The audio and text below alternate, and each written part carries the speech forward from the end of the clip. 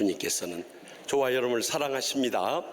그리고 모두 다 은혜가 차고 넘치고 축복이 차고 넘치고 행복이 차고 넘치는 삶을 살아가기 원하십니다. 그런데 우리가 주님 품을 떠나 살기 때문에 그 복을 다 잃어버리고 살았던 거예요. 이제라도 주님 품에 돌아올 수 있길 바랍니다. 주님의 뜻을 따라 살아갈 수 있길 바랍니다. 그러면 우리 윤환기 목사님과 똑같은 복을 함께 누리게 될 줄 믿습니다. 그래서 오늘 봉독해 주신 말씀 가운데 어떻게 하면 우리가 하나님의 뜻 가운데 살 수 있는가, 이 시간도 들려주시는 하나님의 음성을 다 함께 들을 수 있길 바랍니다. 먼저 본문 16절 말씀 다 함께 읽겠습니다. 항상 기뻐하라. 아멘. 우리가 예수님의 재림을 앞두고 하나님의 뜻 가운데 살아야 되는 실제적인 교훈을 들려주신데, 가장 첫 번째가 항상 기뻐하라 하고 명령하고 있습니다. 여러분, 세상 것 다 얻고 세상 낙 다 누려도 우리 마음속에 기쁨을 잃어버리면 그 사람 불행한 거예요. 저 어렸을 때 우리 애할머니가 참, 애할아버지가 병원하시고 부자고 장로님이고 권사님 가정인데도 자녀들이 속을 썩이니까 초등학생인 저를 안초로 그래요. 의식아, 하루라도 속 편하면 살았으면 좋겠다, 그 말씀하시. 여러분, 우리가 어떻게 하면 이 기쁨을 회복할 수 있습니까? 어떤 환경 속에서도 주님 바라볼 때 이 기쁨을 회복할 수 있습니다. 그래서 주님께서 친히 갈라디아서 5장 22절에서 23절에 오직 성령의 열매는 사랑과 희락과 화평과 오래 참음과 자비와 양성과 충성과 온유와 절제니 이 같은 것을 금지할 법이 없느니라 하고 명령하십니다. 우리가 날마다 하나님의 말씀과 기도로 성령 충만해지면 모든 원수라도 사랑하게 되고 우리의 삶 속에 기쁨이 차고 넘칠 수밖에 없는 것입니다. 우리는 세상의 부귀나 명예나 향락 누릴 때 일시적인 기쁨을 가질 수 있지만 영원한 기쁨은 주님 안에서만 가능한 것입니다. 그런데도 우리는 인간적인 수단과 방법을 가리지 않고 심지어는 세상의 무속신앙에 빠지고 또 인간이 만든 우상을 숭배하면서 그 영원한 기쁨을 얻으려고 할 때가 얼마나 많이 있었냐는 거죠. 예수님께서 요한복음 14장 16절에 예수께서 이르시되 내가 곧 길이요 진리요 생명이니 나로 말미암지 않고는 아버지께로 올 자가 없느니라고 선언하셨던 것이요. 그리고 사도행전 4장 12절에 베드로 사도도 다른 이로서는 구원을 받을 수 없나니 천하 사람 중에 구원을 받을 만한 다른 이름을 우리에게 주신 일이 없음이라 하였더라 하고 증언하였던 거예요. 여러분, 불교를 믿는 불자들이 천국에 들어가는 것은 스님 머리에 핀 꼽는 것 같아요. 스님 머리카락 없는데 어떻게 핀을 꼽을 수 있겠어요? 불가능한 일인 거예요.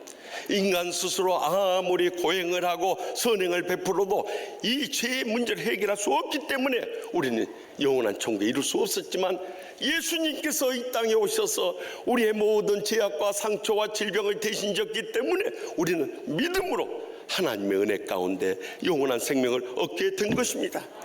그런데도 세상의 무속신앙이나 우상숭배에 빠져서 지옥불을 향해 떨어져 죽어간 사람들이 얼마나 많습니까? 요즘에는 절에서도요, 교회를 본받아서 부흥하려고, 교회가 세상의 소금과 빛이라고 해서 세상에서 막 부흥하게 되니까 산쪽에 있던 절들이 다 내려와 버려요. 그래 우리 주위에 절이 얼마나 많이 생긴지 몰라요. 심지어 우리 자녀들에게 찬송가를 가르쳐 주니까 그들도 찬불가를 만들었어요. 또 자녀들에게 여름 성경학교, 겨울 성경학교 하니까 요즘에 그들도요, 여름 불경학교, 겨울 불경학교를 만들었어요. 심지어 어느 절에서는, 가까운 교회에서 얼마나 스피커로 복음성가가 나오던지요, 거기서 수행하는 동자승 어린애들이 마당을 쓸면서 내게 강 같은 평화, 이 찬송을 불렀다고 하나요? 그러니까 주지 스님이 미쳐버릴 것 같아요. 저것들이 교회에서 부르는 찬송가를 따라 부르고 있어요. 그래서 하루는 동자승들을 모아놓고 이래가지고는 안 되겠다, 너희들 수행하는데 찬송가 부르고 있으면 되겠냐, 너희 가운데 누가 가서 교회 가서 스피커 좀 줄여달라고 부탁하자. 누가 가겠느냐? 아무도 나서지 않아. 그 중에 한 동자승이 손을 번쩍 들더니 주지스님, 제가 십자가 지겠습니다. 여러분, 비진리는 진리를 따라갈 수밖에 없는 것입니다. 영원한 기쁨은 진리 대신 주님으로밖에 얻을 수 없는 거예요. 그래서 빌립보서 4장 이 기쁨의 책에서 4절에 말씀합니다. 주 안에서 항상 기뻐하라.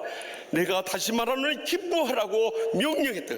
우리는 주님 안에서 주님의 말씀을 따르고 주님의 뜻을 따르고 주님께 대한 믿음을 가질 때 하나님의 뜻 가운데 살면서 영원한 기쁨을 누리게 될 줄 확실히 믿으시기 바랍니다. 계속해서 본문 17절 말씀 다 같이 읽습니다. 쉬지 말고 기도하라. 아멘. 인간의 힘으로는 이 환난 많은 세상 결코 헤쳐나갈 수 없어요.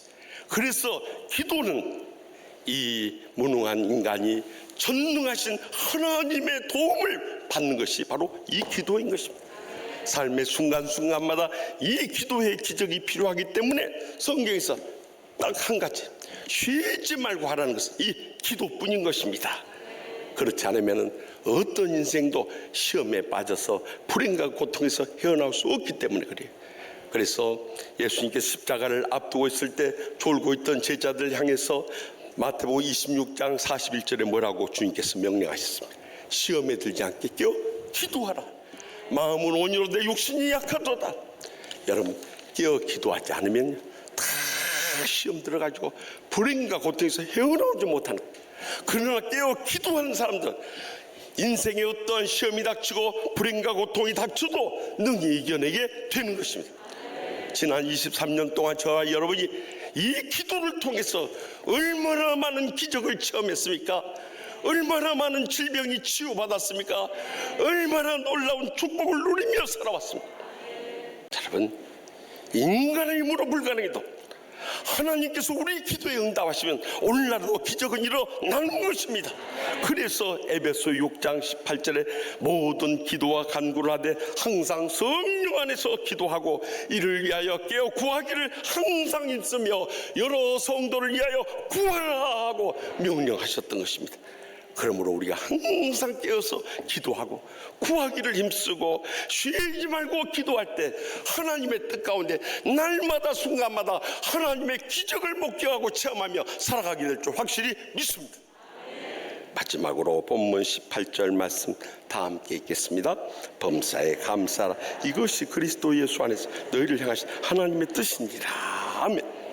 우리가 주님 안에서 항상 기뻐하고 시짐하고 기도할 때 우리는 모든 일에 감사할 수밖에 없는 것입니다. 대사님과 교인들은 바로 모든 환난 속에서도 모든 일에 감사하면서 모든 환난을 이겨냈던 거예요. 이는 그리스도 예수 안에서 너희를 향하신 하나님의 뜻이라 하는 거예요. 헬라어 원어 성경 투토라는 단어를 쓰고 있는데 이것은 지시형, 단순형 지시대명사임으로써 범사에 감사라 이 단어를 강조하고 있지만 실제적으로는 넓은 의미로는 항상 기뻐하고 쉬지 말고 기도하고 범사에 감사하는 것이 하나님의 뜻 가운데 사는 삶임을 강조하고 있어요. 우리의 삶 가운데 감사를 고백할 때 주님께서 우리의 삶에 놀라운 위로와 평강과 행복을 부어 주시는 것입니다. 그래서 감사 전도사로 유명한 전광 목사님이 쓰신 작은 행복, 작은 감사, 큰 행복이라는 책 가운데 보면 감사는 하루하루가 모여서 행복한 인생이 만들어진다고 하면서요, 이 책 가운데 투병 중에 감사라는 제목의 글로 일본의 유명한 크리스찬 작가인 미우라 아야코 여사를 소개하고 있습니다. 그는 폐결핵과 척추결핵과 파킨슨병과 암으로 인해서 온몸이 병덩어리였어요. 그런데 날마다 살아있는 거 감사하면서요, 그 남편과 잠자리 들기 전에 여보 오늘 또 수고 많이 했어요. 감사해요. 고마워요. 늘 감사하면서 행복이 겨우 살았다. 그가 고통스러운 투병 생활할 때도 의사나 간호사를 찾아오면 이렇게 저의 치료를 도와줘서 감사해요. 그렇게 감사해요. 그리고 또 환자들 앞에서도 그래도 우리가 살아있고 이나마 치료받을 수 있다는 게 감사하면서 그리스도의 사랑의 복음을 전하는 통로가 됐어요. 더 놀라운 것은 그가 그 고통 가운데서 돌아다니지 않고 앉아서 글을 쓰므로 인해서 그 유명한 길은 여기에 또 빙점이라는 아주 감동적인 소설을 써가지고 많은 사람들의 심금을 울리지 않았습니까? 그가 쓴 신앙시 가운데 아프지 않으면 이란 제목의 이런 감동적인 시가 있어요. 아프지 않으면 드리지 못할 기도가 있다. 아프지 않으면 듣지 못할 말씀이 있다. 아프지 않으면 접근하지 못할 성전이 있다. 아프지 않으면 우러러보지 못할 거룩한 얼굴이 있다. 아프지 않으면 나는 인간일 수 없다. 나는 거기다 하나 더 붙였어. 아프지 않으면 우리는 진정한 신앙의 사람이 될 수 없다. 오히려 이 고난 가운데서 주님 앞에 매달려 기도하면서 모든 일에 감사하다 보니까 우리가 정금 같은 믿음으로 나오는 기적을 체험하며 살 때가 지금까지 얼마나 많이 있어. 지난 주간에도요, 미국의 유명한 스탠리 템 회장인데 그는 이 플라스틱 제조 회사로서 크게 성공한 분, 직원이 12,000명이 이를 정도 했어요. 근데 어느 날 갑자기 이 허리에 심한 통증을 느꼈어요. 병원에 가서 검사 받았더니 이미 손대기 어려운 척추암 말기가 되어버렸어요. 병원에서 어떤 수술이나 약물 치료가 불가능하다는 거예요. 그래서 결국에 그는 이제 얼마 살지 못할 거라고 다 낙심하고 절망하고요.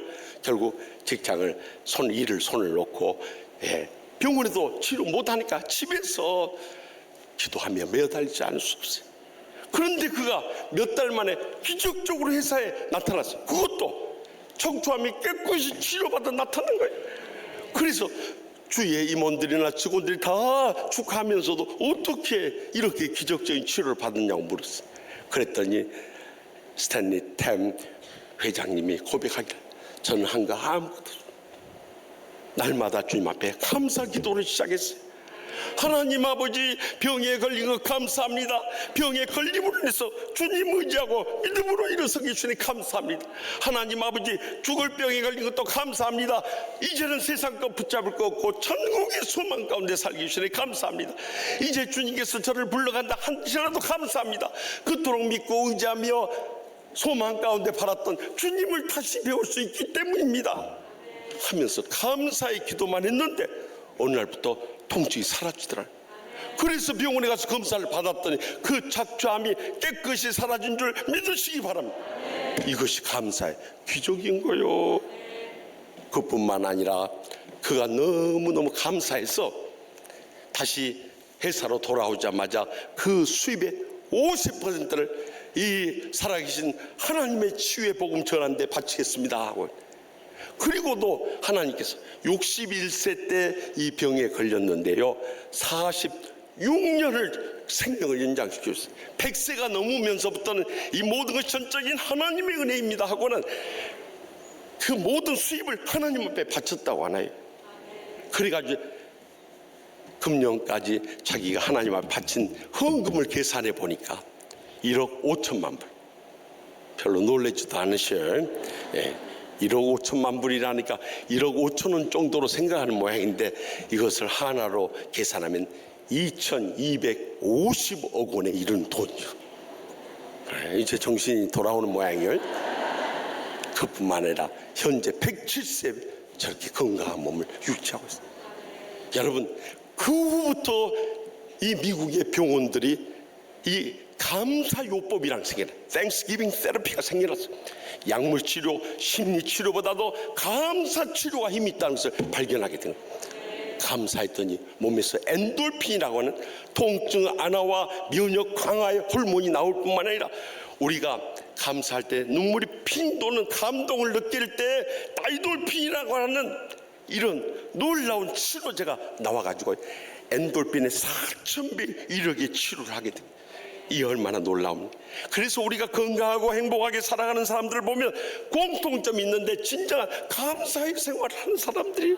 그래서 주님께서 다윗 왕을 통해서 시편 103편 2절과 5절에 내 영혼아 여호와를 송축하며, 다시 말해 찬양하며 그의 모든 은택을 은혜를 잊지 말지어다. 좋은 것으로 내 소원을 만족하게 하사 내 청춘을 독수리같이 새롭게 하신도다 약속. 이제부터 불평하고 원망하는 말, 시기하고 질투하는 말, 남 미워하고 감정 품고 있는 것은 자기 자신의 마음만 상하게 하는 게 욕심 병들게 하고 암덩어리 만들어서 결국 암으로 인생을 끝낸 사람들이 많습니다. 그렇기 때문에 이제라도 다 용서하고 감사하며 살아갈 수 있기를 바랍니다. 그럴 때 우리는 하나님의 뜻 가운데 살면서 하나님의 기적 속에 치료받고 건강하게 장수하며 행복하고 축복되게 영광 돌리게 될 줄 믿으시기 바랍니다. 저는 전주일 우리 교회는 아닙니다만은 우리 영등포로에 있는 미래로 교회 이민지 권사님의 칠순 감사 예배를 인도해 달라는 부탁을 받고 갔어요. 가서 임 권사님의 사연을 들으면서 너무너무 충격적인 은혜를 받았습니다. 그는 원래 이 유교의 옛날 우리 대부분의 가정들이 그랬잖아요. 제사 모시고 또 사서상경 읽고 하면서 이런 한학자의 집안에 구남매의 맏딸로 태어났어요. 19살 때 예쁘신 권사님 이웃집 사내들이 자꾸 넘보니까 아버지가 안 되겠다 해서 좋은 혼처로 중매를 해서 시집을 보냈어요. 신혼살이 새방에서 사는데 그 집 주인인 할머니 권사님의 세대 나 함께 교회 가면 얼마나 은혜롭고 축복되고 행복한지 몰라 자꾸 고민해. 그래서 따라 나갔는데 첫날부터 마음이 그렇게 평안하고 행복이 느껴지더래. 그래서 교회에 계속 나가기 시작해. 처음에는 남편이 집에서 소일 삼아서 거기 가서 재미 붙이고 살면은 이렇게 결혼해서 잘 적응할 수 있으라고 보냈어요. 그런데 날이 갈수록 열심히 더해져가지고 주일 낮 예배만 간 것이 아니라 주일 저녁 예배도 가고 수요 밤 예배도 가고 금요 철학 기도에도 가고 새벽 기도에 가니까 그때부터 남편이 핍박을 하기 시작해요. 뭔 놈의 예수한테 미쳐가지고 교회에다가 다 쏟아 바치면서 교회 나가냐고 반대를. 그뿐만이 아니에요. 교회 가려고 깨끗한 한복으로 갈아입으면요 와서 물을 그냥 한 바가지 끼얹어 버려요. 교회 못 가게 하려. 심지어는 그래도 교회 가려고 하니까 머리채를 끌고 바닥을 다니면서 네가 그래도 교회 나가 안 돼 하면서 그래도 참고 나갔더니 이제 교회까지 와서 폭언을 하면서 행패를 부려버려요. 그쯤 되면 보통 사람가 다 나가떨어져. 그런데 권사님은 나를 위해서 십자가에 죽기까지 사랑하신 주님의 사랑을 경험하고 나고 주님을 결코 배신할 수 없고 부인할 수 없고 떠나 살 수 없었던 거예요. 끝까지 그런 핍박 속에서 나가고 결국에는 남편이 더 이상 못 막더라. 그래서 그는 가장 먼저 부모 형제부터 복음을 전하고 예수 믿겠어요. 예수 믿어야 우리가 이 땅에서도 복되게 살 뿐만 영원한 천국을 얻을 수 있습니다. 아버지 어머니 이제 제사 그만 드리고 살아계신 하나님 믿으셔야 돼요. 그리고 동생들한테 전부 복음 통해서 예수 믿겠어요. 그뿐만 아니라 삼남매 자식들이라도 정말 하나님의 복을 누리며 잘 살 수 있게 해야겠다 생각하고 남편에게 여보 우리 시골 떠납시다. 서울로 갑시다. 그래서 서울로 가서 자녀들 잘 길러서 성공하도록 해야 할 거 아닙니까? 남편이 처음에는 따라갔어요. 갔는데 남편이 서울 생활에 적응을 못한 거예요. 그래서 다시 내려갑니다. 그리고 아내가 따라오지 않는다고 하니까 권사님하고 삼남매 자식만 두고 내려와서 생활비를 안 보내면 이제 더 이상 못 견디면 내려오겠지 생각했는데 어머니는 이 삼남매 자녀들 여기까지 왔으니 끝까지 믿음으로 복되게 잘 길러야겠다 생각해가지고 당신이 리어가에다가 해산 멍게를 담아 가지고 왔어.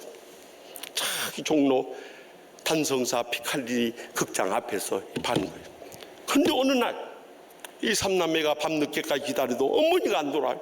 그래서 그날이었던 중학교 2학년 학생이었던 아들이 어머니가 해산 멍게를 팔던 이 종로에 나가보니까 어머니 리어카가 온데간데 없어요. 어머니도 아무리 불러도 찾을 길이 없어. 그래서 주위 아저씨 아주머니를 수소문해서 우리 어머니 어디 갔냐니까 종로경찰서에서 리어카 단속 와서 지금 종로경찰서 끌려갔다. 무작정 종로경찰서 물어 가서 우리 어머니가 리어카 장사하다가 여기 끌려왔던데 어디 계세요? 했더니 가서 보니까 유치장 안에 이렇게 갇혀있는데 엄마가 왜 거기 계세요? 하고 울부짖고 엄마가 너 여기 오면 안 돼. 엄마는 괜찮으니까 빨리 집에 가서 동생들 돌봐보고 보내더라.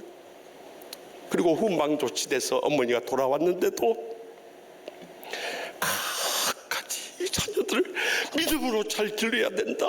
눈물로 기도하면서 늘 위로받으며 부른 찬송이 찬송가 89장 샤론의 꽃 예수. 주님만이 나의 위로가 되시고 힘이 되시기에 그분 한 분만으로 항상 기뻐하고 쉬지 말고 기도하고 범사에 감사하면서 믿음을 끝까지.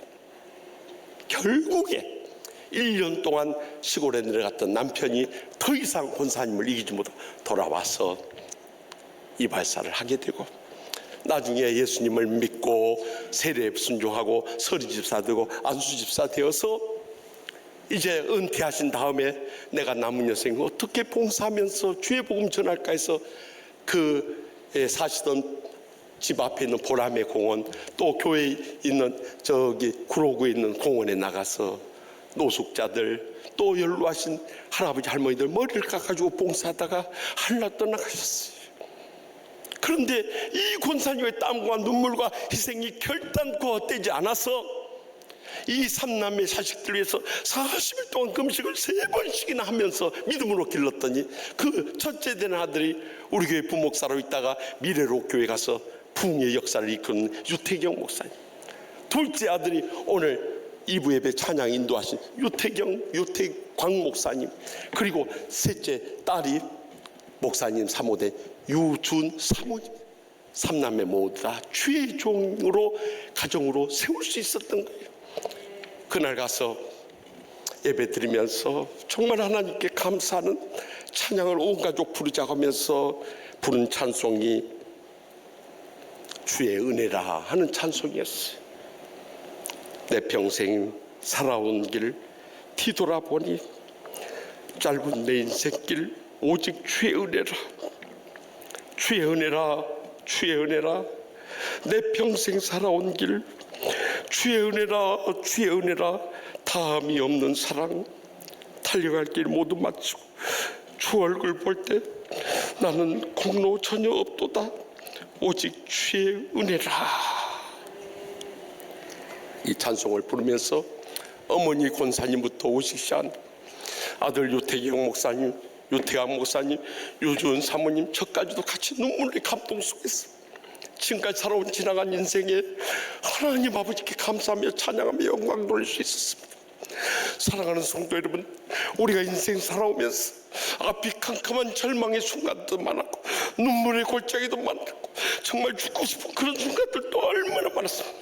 그러나 우리는 주님을 믿기 때문에 주님 안에서 항상 위로받고 기뻐하고 쉬지 말고 기도하고 모든 일에 감사하다 보니까 오늘 이렇게 된 것입니다. 바로 하나님의 뜻 가운데 살아갈 때 우리의 남은 여생이 날마다 천국의 축복과 행복의 감격 속에서 기적적인 승리를 하며 아버지께 영광 돌린 복된 삶을 모두 살아가게 될 줄 확실히 믿습니다.